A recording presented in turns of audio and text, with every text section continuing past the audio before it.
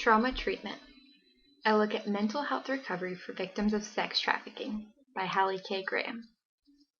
The purpose of this presentation is to discuss one aspect of modern-day slavery, sex trafficking, and to suggest the use of mindfulness meditation as an additional means of healing for victims of this horrendous social injustice. Before I begin my presentation, I first want to explain why I chose this topic and why it is important to me. I have been passionate about the issue of modern-day slavery for 3 years now, and I am currently involved in EKU's first abolitionist group, SHINE.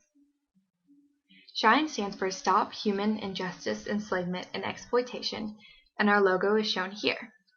SHINE's goal is to educate every person on EKU's campus about this social justice issue and to lead people to action. In terms of my involvement in SHINE and modern-day slavery awareness in general, I am focusing on aftercare specifically because upon graduation, I would like to work with women and children who are afflicted by all types of slavery in a restoration setting. Just like I will be talking about in a little bit, restoration is a big part of the healing for victims of sex trafficking. This presentation is laid out in 3 parts. First, what is sex trafficking? Second, how are victims of trafficking currently being helped? And third, it asks the question, could mindfulness meditation improve the mental health recovery for victims of sex trafficking?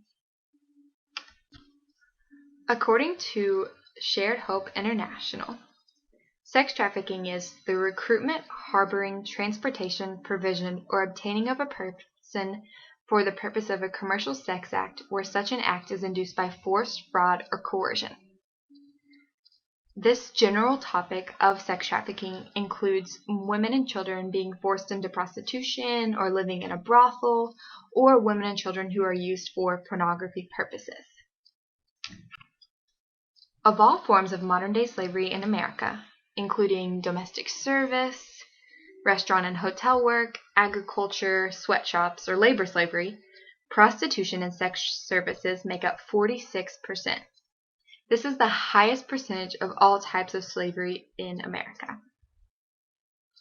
Although it may be believed as so, prostitution is not always a choice, and in reality, the average age of entry into prostitution is 12 to 13 years old, which is ridiculous. And the majority of these girls, they are not choosing this lifestyle. They are forced or coerced into it for some way. And these girls, they would rather be teachers or doctors, lawyers, politicians, whatever it may be, but instead they are prostitutes. They're working as prostitutes to serve others, and they don't always have a way out. They actually rarely have a way out. And the truth is that only 1 to 2% of victims are ever rescued from modern-day slavery in general. To give a little bit of perspective on the amount of children in commercial sexual exploitation, it is estimated that there are between 100 and 300,000 American children at risk for commercial sexual exploitation at any given time. A pimp can make $150,000 to $200,000 per child per year through sexual exploitation, and the average pimp has 3 to 4 children. And that statistic alone just shows the depth of this issue, and it's just unbelievable. And the sex industry is a $38 billion industry, and it is obvious just through that people are making tons and tons of money. Humans are very profitable. They are unlike drugs, which you use them once and they're done. Humans can be reused, and that is one of the saddest truths of this whole industry. I will now talk a little bit about the impact of sex trafficking on victims and what it does to them mentally, physically. So a significant number of victims experience severe post-traumatic stress disorder, and symptoms of PTSD include recurrent memories of terrifying events, feeling detached and withdrawn, feeling irritable and having outbursts, and sudden emotional or physical reactions when reminded of these terrifying events. In addition, sex trafficking has been shown to lead to panic attacks, obsessive-compulsive disorder, generalized anxiety disorder, and major depressive disorder. This is an overwhelming amount of sadness that happens to these victims, but I also want to say that there is hope for healing for these victims. And victims of sex trafficking have found healing and restoration in various means. So to talk a little bit about what those means look like, first we have therapeutic aftercare homes. And these aftercare homes allow victims to heal in safe and supportive environments. The purpose of aftercare is to address not only the immediate but also the long-term needs of each victim of trauma. And some of these needs include mental health care, which I'll expand on in just a little bit, education, job training, and economic development programs so that they may be able to live on their own and sustain a lifestyle where they have control of their life. There's one St. Louis-based restoration home called the Covering House, pictured here, and this restoration home implements a 3-tiered method to help victims experience healing from trauma inflicted by sex trafficking and sexual exploitation. The 3 methods are clinical programming, experiential programming, and educational programming.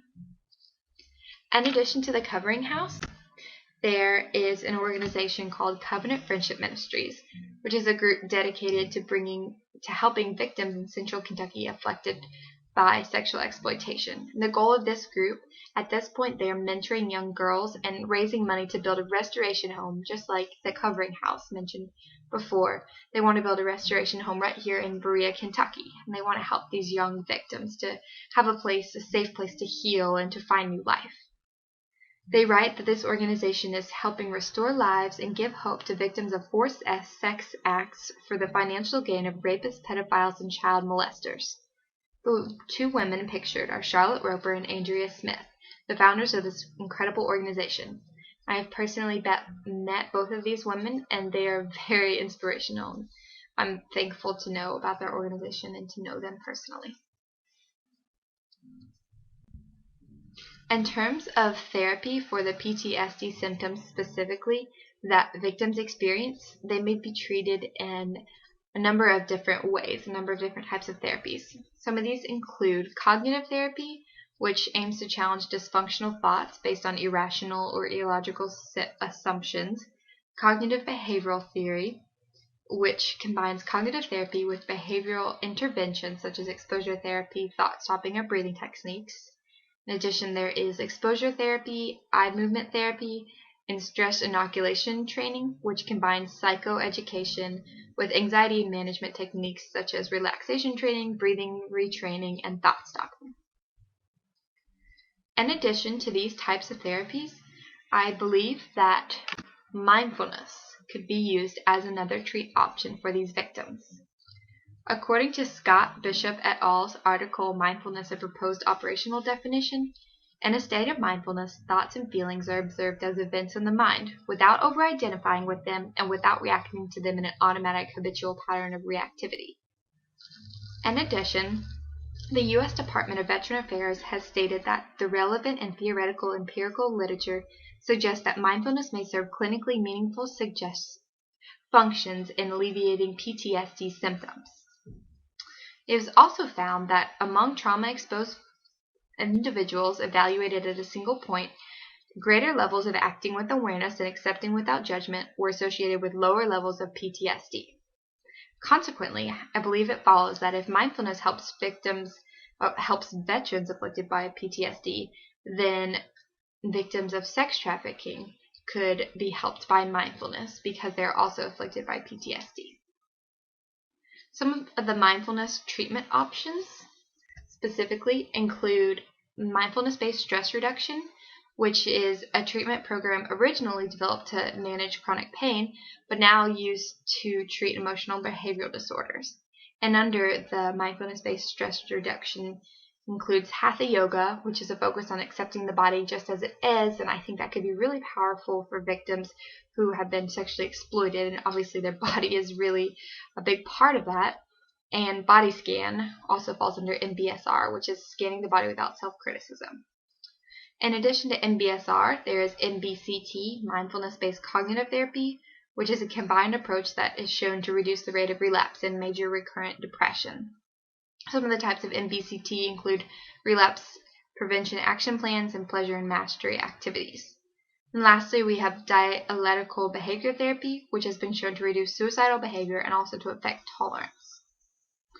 And these approaches entail rigorous work and commitment to utilize mindfulness to enhance mental health and emotional well-being, but they really, really could make a huge difference for victims. Overall, I believe that if mindfulness approaches were integrated into the already implemented mental health care of victims, then I believe that victims would have an even better chance of experiencing healing. And while it would be much better to eradicate slavery in general and not even have to worry about there being victims in the first place, at this point it is worth a shot in utilizing mindfulness-based therapy methods to treat these struggling people.